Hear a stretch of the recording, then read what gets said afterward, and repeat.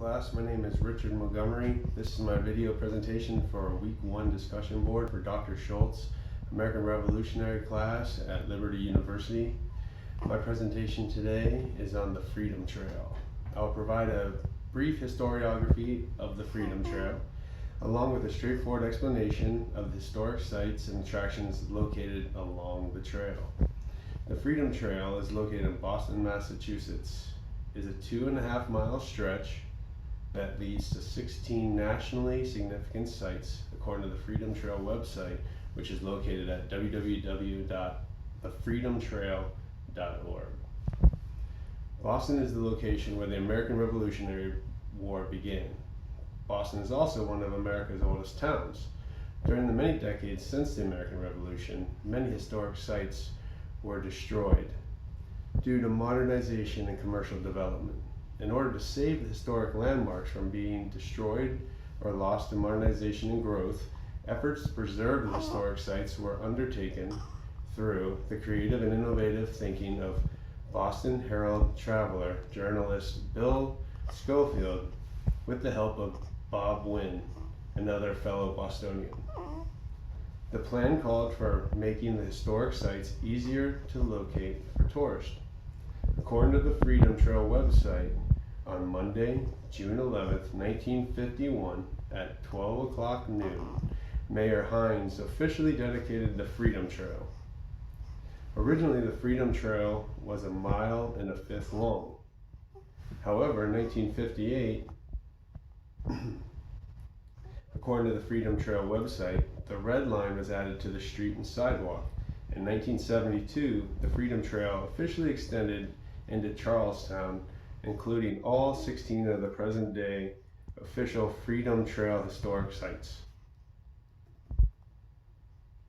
The 16 sites for visitors to explore include America's oldest public park, named Boston Common, originally purchased from William Blackstone by Puritan settlers in 1634. Another fascinating site to visit is the Granary Burial Ground.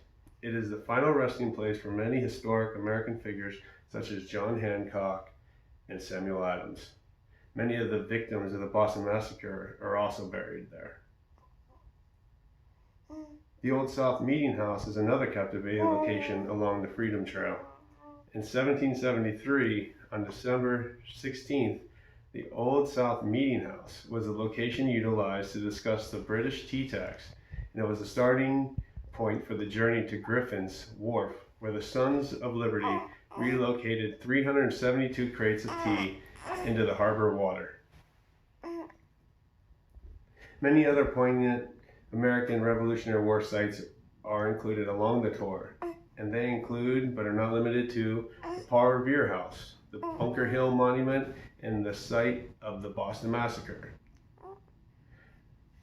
There are many tour options available to visitors, and they average around 1.5 hours per tour.